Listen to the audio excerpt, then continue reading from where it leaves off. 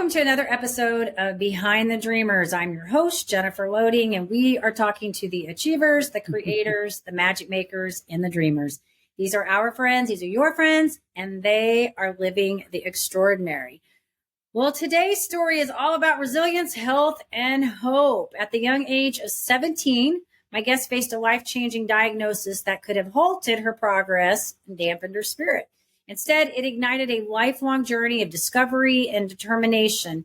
Over the past 47 years, she's dedicated herself to uncovering and practicing strategies that not only promise, but deliver a healthier and more vibrant life.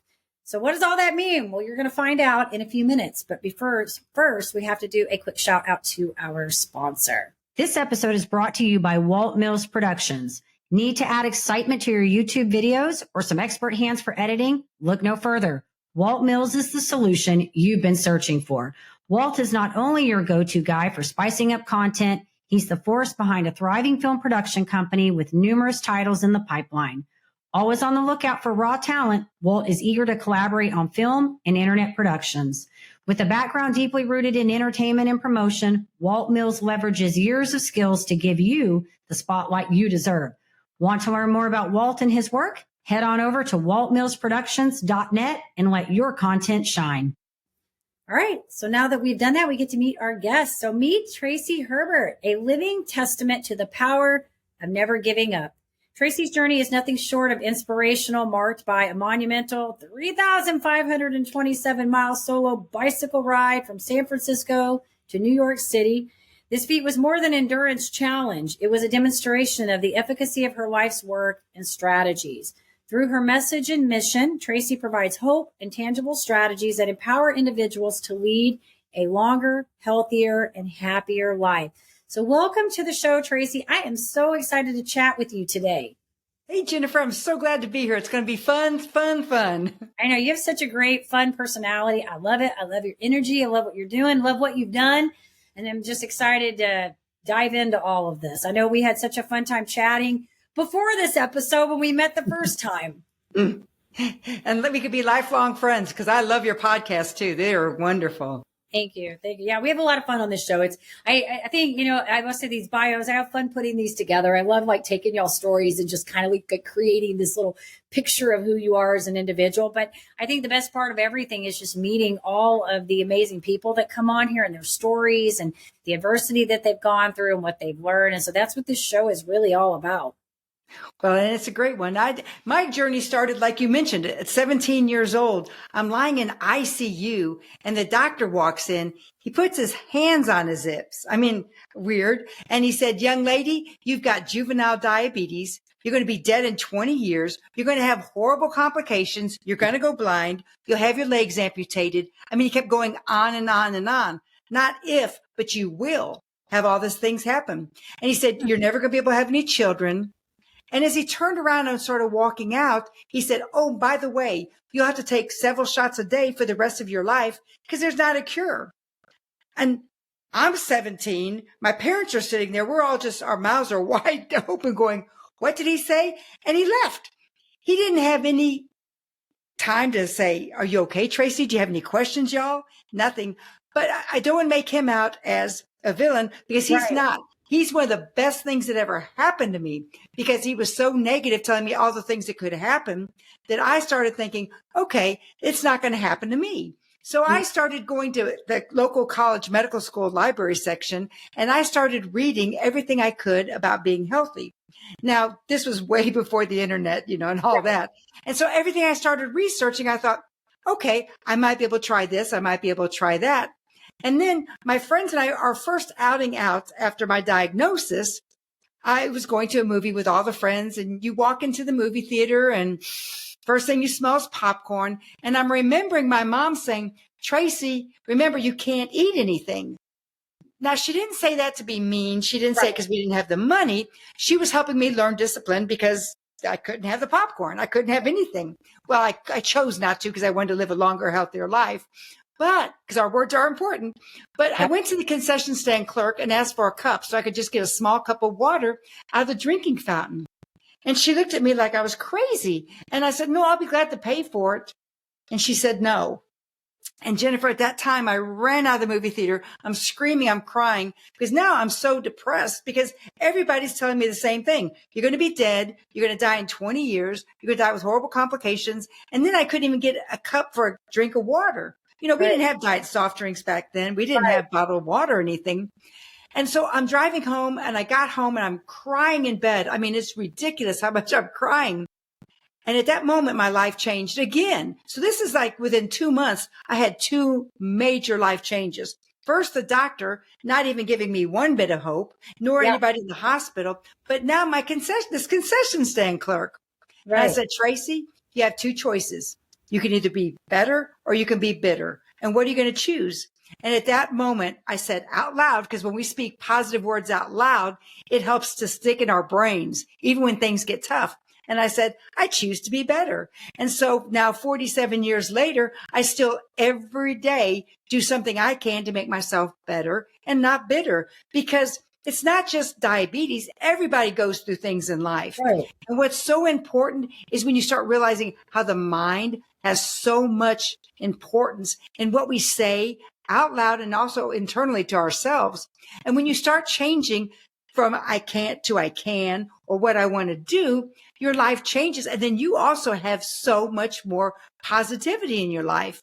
And that's what I've been focusing on, learning, not just for myself, but obviously my clients. But I want to make sure that there's so many hopeless people out there. They just feel hopeless. And I'm like, no, find one thing that's going to help you build yourself up so you have a little bit of positivity. Because as long as we have breath, right, we can do something to make some changes in our life. And that's really what my mission is all about.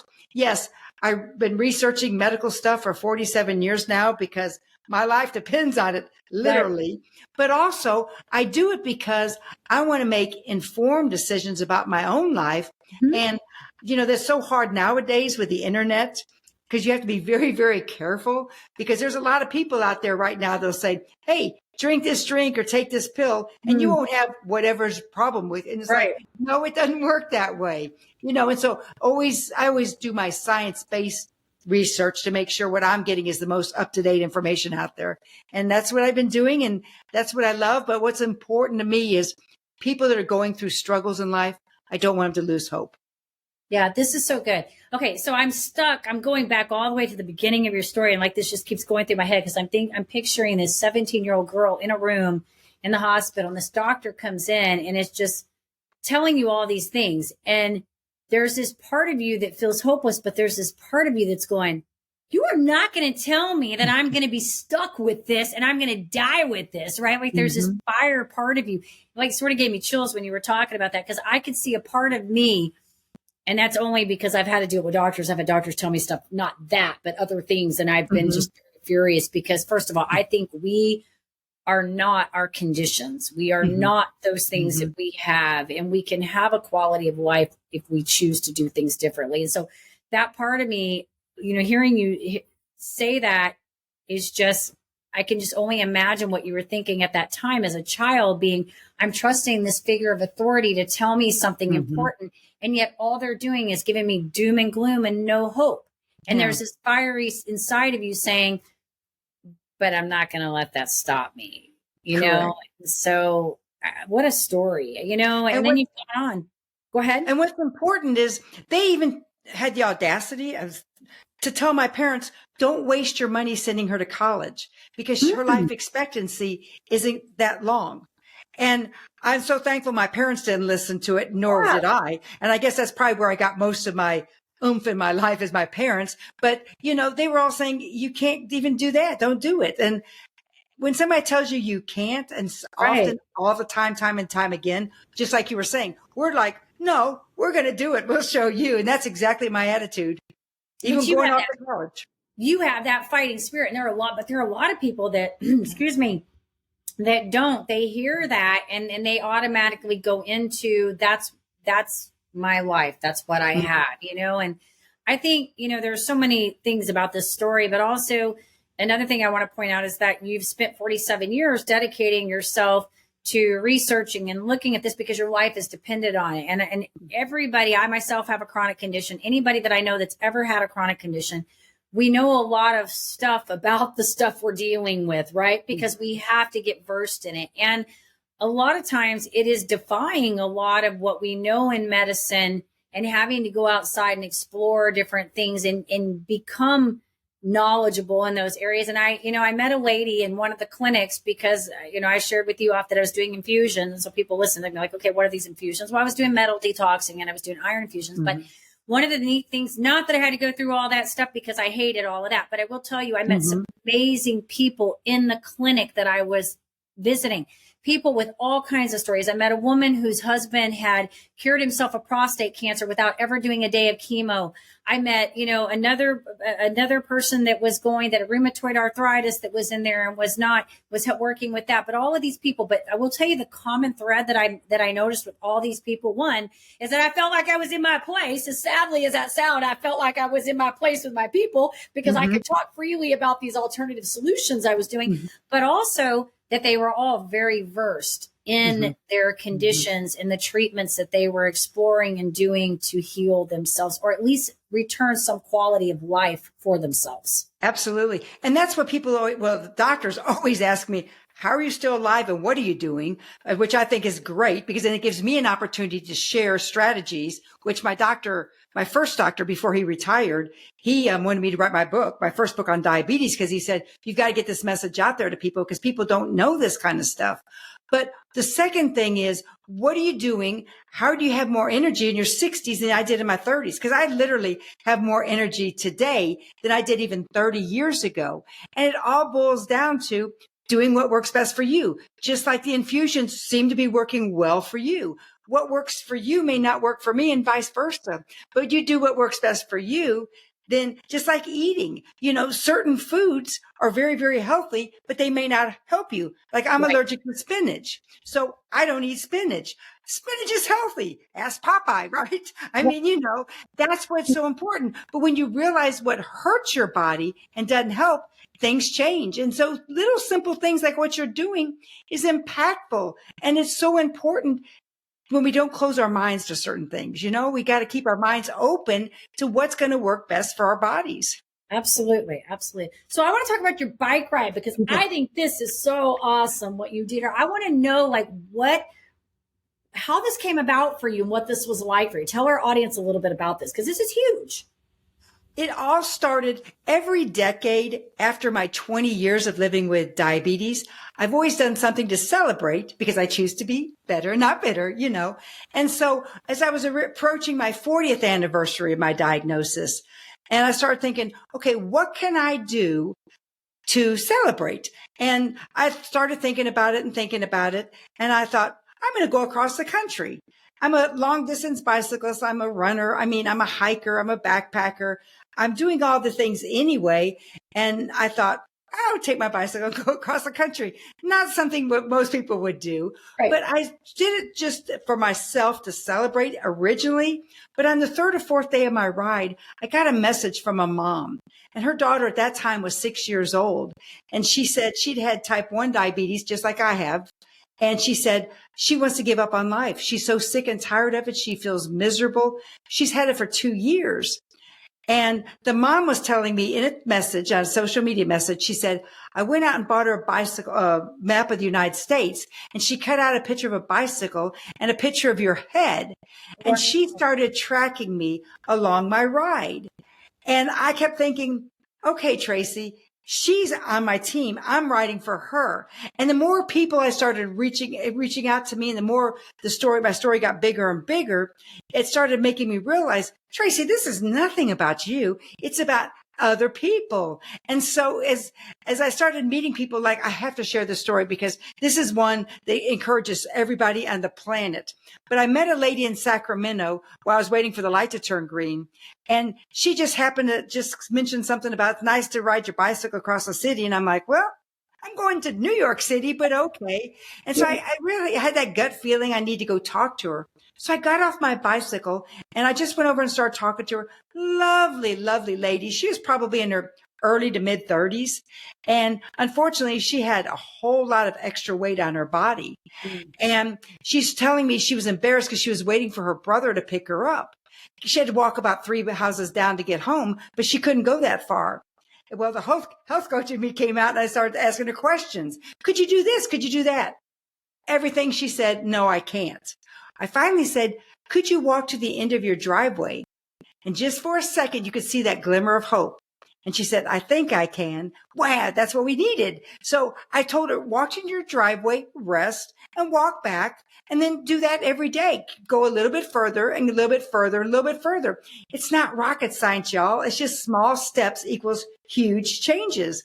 And I got a message from her as I was riding my bicycle into New York City. And she said, I just have to let you know, I signed up for my first 5K walk. Okay, 3.1 miles. The same lady who couldn't even walk 3, 4, 5 houses down from the bus stop.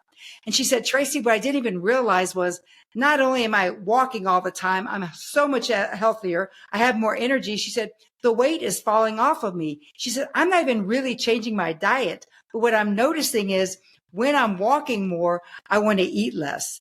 And that's exactly what everything is about. My 3M formula. Have the right mindset. Mouth, learn to eat to live, don't live to eat, and move. We have to get off our chairs and move more. And she's such a bright example of how anything is possible as long as we start small and do little bitty things. And I met people along my ride. People were stopping and giving me water, cheering for me. One day in Nebraska, I was just sitting on the side of the road resting, and a couple brought me food, a nice lunch to eat. People would stop and give me money. Hey, here's some money. What can we help you with?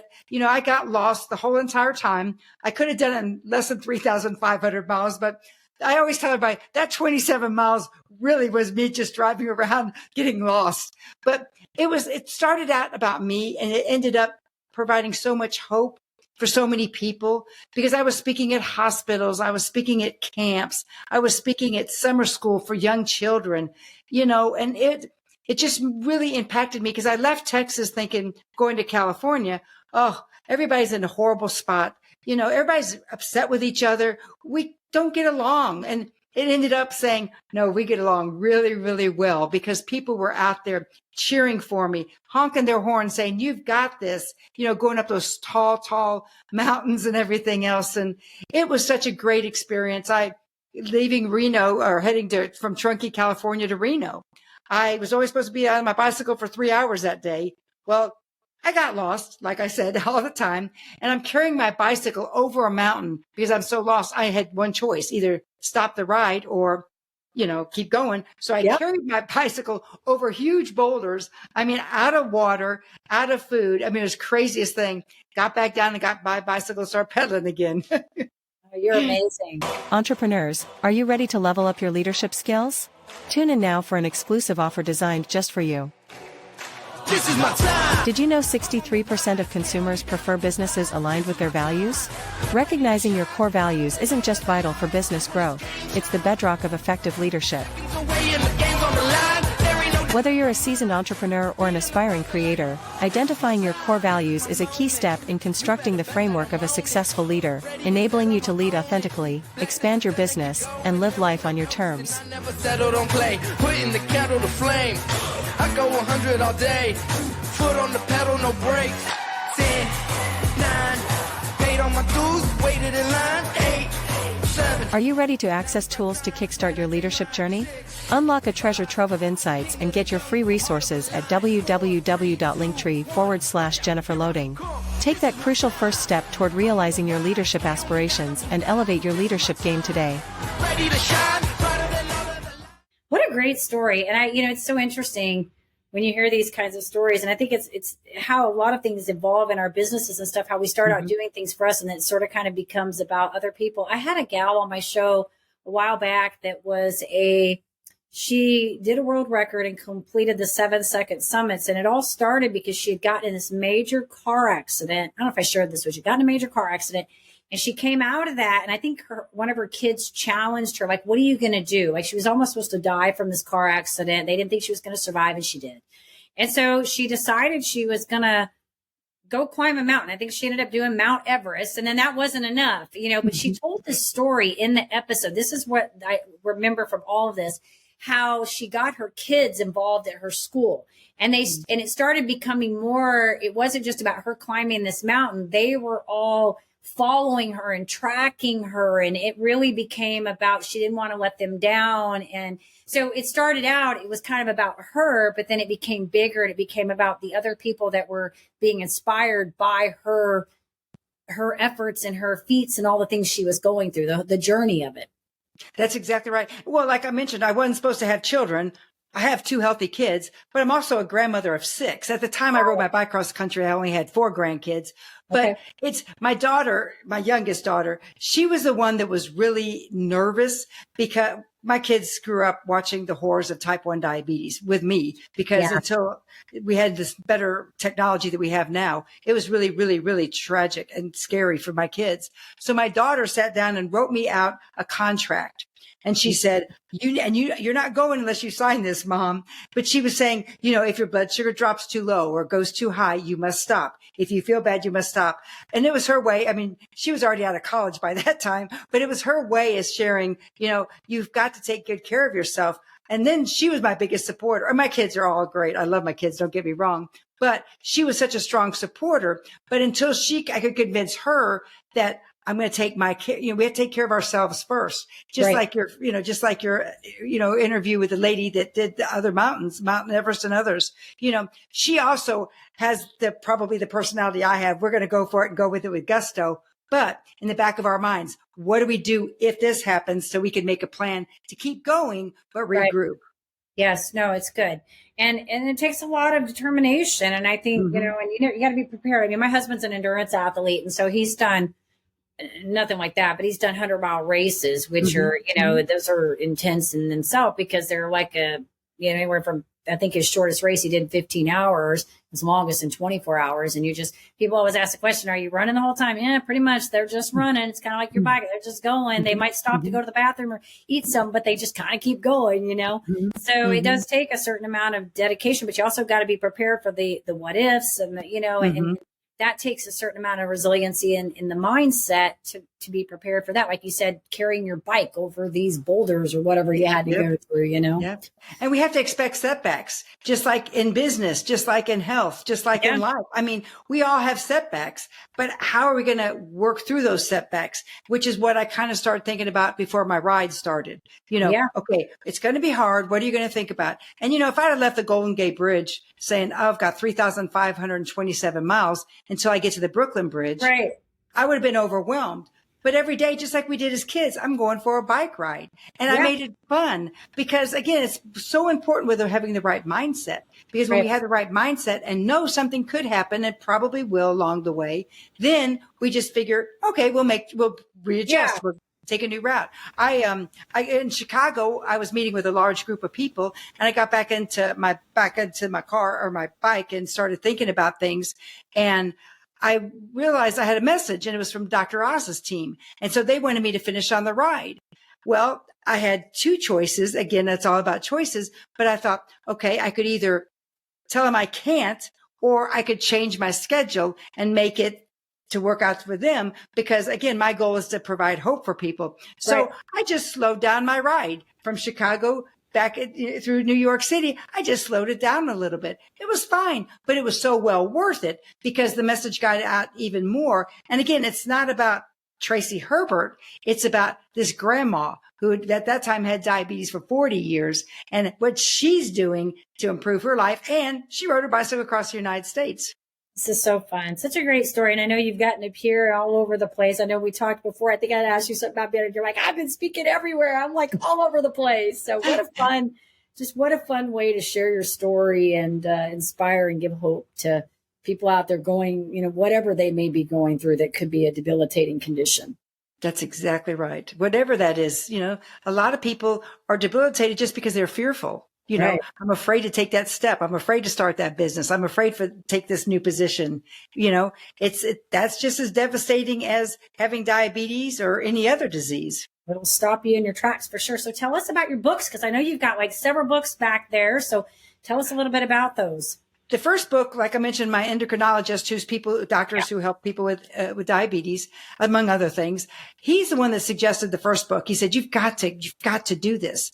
And so I grew up now we know it was dyslexia. Back in the 60s, you didn't know it was dyslexia in early 70s. But I kept saying, I can't, I'm not able to read and write well enough. But I had taught myself throughout college and as an adult. But I just started writing. I just sat down one day and just started writing. And I started realizing, wow, this is really impactful because it helped me realize, how am I still alive? And so that's when I really came up with, like I said, my 3M formula: mind, mouth, and move. And because that's how I'm still alive today, is by those three components. And then my second book is Ride for Hope, which chronicles my bicycle ride across the United States. And then my third book is called Longevity Codes. And it's breaking down the science of how to live a longer, healthier life. And I don't want to live a longer life if I'm not healthy. I don't want to live a longer life if I'm not happy. So it's things that you can start doing right now to improve your health and life.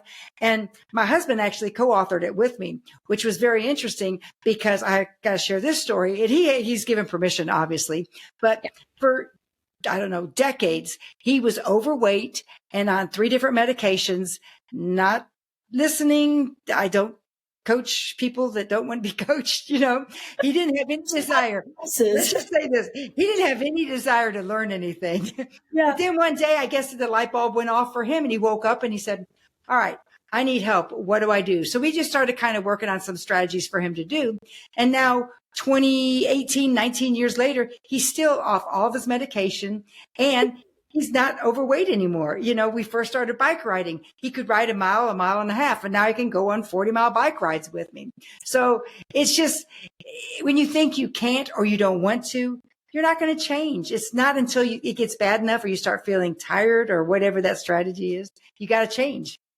That's so good. You said so many things there. I was laughing because I'm like, yeah, spouses are not good for coaching. Yes. We really like to help people. Like, we just have to refrain from that part because they have to be like open receivers to hear that. I'm with you on that one. But I do think, you know, like, yes. And you said so many good points here really about just starting, you know, and I think so often people try to make huge changes. And I always talk about this in the work that I do, that when I'm working with people on the business side of things, and sometimes we touch into the health stuff, but a lot of times I send them off to people that do that. But I feel like we always kind of come back to the same thing. These people, they come in and they want to make these big instrumental changes in their life, and they take on so much change at one time. And a lot of that change is not something that they've been doing their whole life. They haven't been doing it for any period of time. And if you know anything about the whole like state of learning, we know that it takes years for us to get to a place where a habit that we add in becomes an unconscious competent thing, like driving our car, brushing our teeth. These are things we're so used to doing. But most people come in and they're like, I want to make these big changes. And they put them in a place where they're not really primed for success. They're just not in a great place for success. And so this whole idea of, you know, really small instrumental changes, I think, or incremental, whatever you want to say, I think are so huge, because when we can create these small changes and then we create wins, positions of wins, we build confidence in ourselves and our ability to do more things. And that's where you're seeing these, you know, these successes. And I'm sure, you know, as you were training for your bike ride, you were probably doing a lot of these little small incremental change, you know, increases in mileage and all of those things. But I've done that my whole life with diabetes because, you know, it's not rocket science. It's just do the right things and eat the right foods and get the right movement. I mean, so people always say, how did you train for it? I've been training my whole life. I was an athlete before I was diagnosed, but then I was not allowed to participate in school sports my senior year because of I was sick, my diabetes. Back then they didn't know what they know today. Right.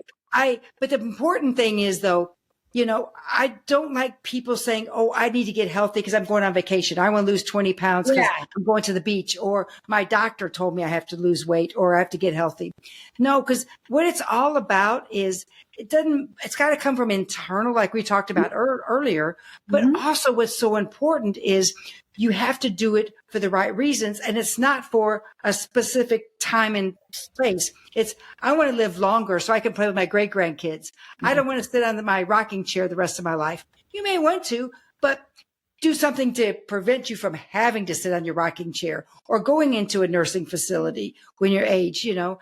That's what's so important. So you don't think about your health as a specific time frame. You think Right. about for the rest of your life. What am I going to do today to make tomorrow even better and the next day even better? That's so good. So I heard someone put it one day, and I don't know who this was. It was so funny. And I actually like this because I kind of say the same thing. He said, I don't want to die of something stupid. Yes, yes, yes. And I love it because this is me. I tell myself that I don't want to die because I overate or I ate junky food. You know what I mean? But that's not really it. It's really, I want to live it's a quality of life. We want a quality of life, right? And that's Correct. what I think. And I think what you're hitting on here is it's more about a lifestyle operation versus I'm losing weight to fit in the bathing suit or to go on like I'm going on a cruise next month. It's I don't even have I have no goal for going on the cruise. My whole goal is to have fun and relax. I want to go to the beach. I don't care what I look like. I just want to go. But so often that's what we do, right? It's like I'm getting in the bathing suit. I'm going on the cruise. I got the big dress. I got to look the part. But it's really what you're saying and you're embodying is lifestyle change. Exactly. Just like my friend that we talked about earlier in Sacramento, who couldn't even walk 4 houses down, 3 or 4 or 5 houses down to her house. She had to wait for her brother and she was mortified. Yeah. But she didn't do it for any other reason except she just wanted to be able to walk home.